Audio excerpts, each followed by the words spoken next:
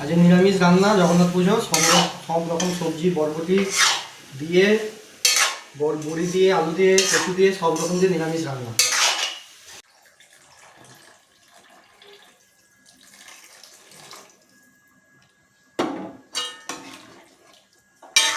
জল ঢেলে দিলাম, এবার ফুটবে। গ্যাসের ওভেনটা বাড়িয়ে দিলাম। একদম নিরামিষ, আর একটু জল দিতে হবে।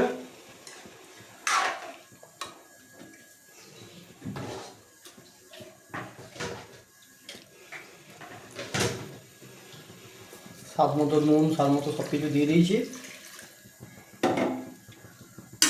দেখতেই পাচ্ছ, এটা নিরামিষ। কুমড়ো, আলু,